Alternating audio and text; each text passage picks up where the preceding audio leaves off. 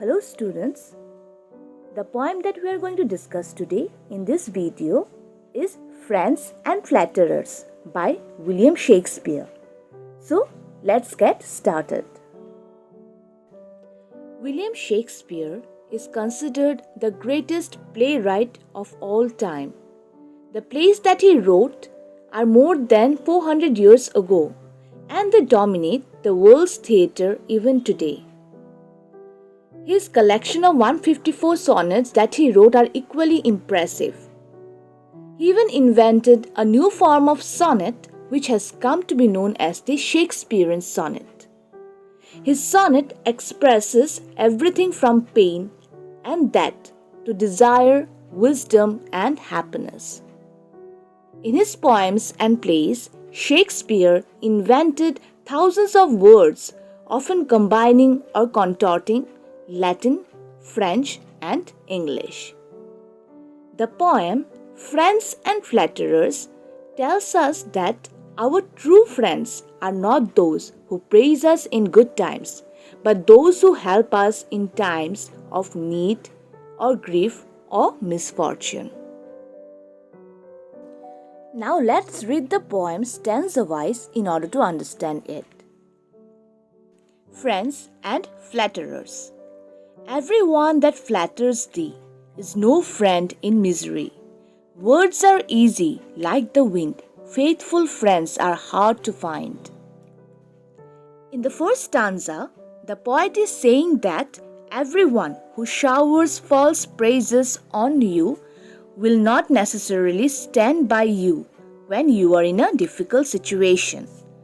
A friend in misery is a real friend who will be with you both in your good and bad times equally. It is easy to impress one with flattering words or false praises, but it is not easy to find a real and true friend. Words after all, are just like the wind, which is aimless and has no commitment. Flatterers use words very easily and quickly. They always give insincere suggestions and advice, and they are not honest. Every man will be thy friend, while thou hast wherewith to spend. But if store of crowns be scant, no man shall supply thy want. Here the words thy refers to your, and thou hast refers to you have. So, in the second stanza, the poet says that these so-called friends or fair weather friends will be with you as long as you have money or resources to spend on them, and as long as you can keep them entertained and fulfill their wishes. But if by any chance your wealth is gone and you yourself are in need of help, none of these opportunistic friends will ever come to your help, or neither they will help you. If that one be prodigal, bountiful they will call him, and with such like flattering, pity but he were a king. In the third stanza, the word prodigal refers to a person who spends a lot of money freely. Again, the word bountiful means very generous and large-hearted person. When a person spends a lot of his money on these opportunistic friends, they call him generous and large-hearted person. They praise him and express their sorrow that he is not a king. They repeatedly say that such qualities as his could only be found in kings. But if fortune once do frown, then farewell his great renown. They that found on him before use his company no more. In stanza 4, Shakespeare says that when the person suffers some kind of misfortune, his false friends are sure to abandon him.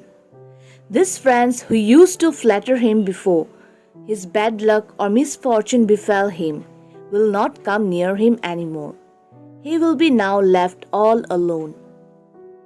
He that is thy friend indeed, he will help thee in thy need. If thou sorrow, he will weep. If thou wake, he cannot sleep. Here in the fifth stanza, the poet tells us that in these unfortunate times, the person who stands by you is your real friend.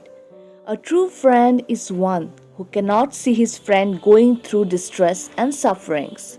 He shares his friend's worries and suffers as if it is his own.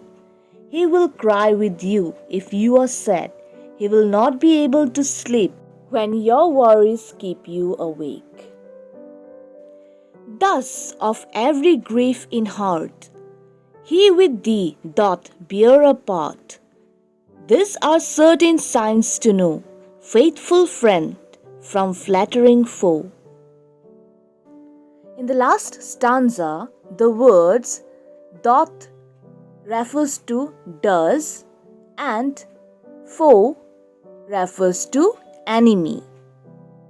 Thus, a true and real friend will be ready to share all your sorrows and grief and be a part of both your happy times and troubles. He would be supportive and compassionate, which are the signs that differentiates a loyal friend from a person who flatters you for his selfish needs. This is what William Shakespeare wants us to know about, that such a person is not a real friend but actually an enemy. I hope you will all find this summarization and explanation of the poem helpful. Thank you.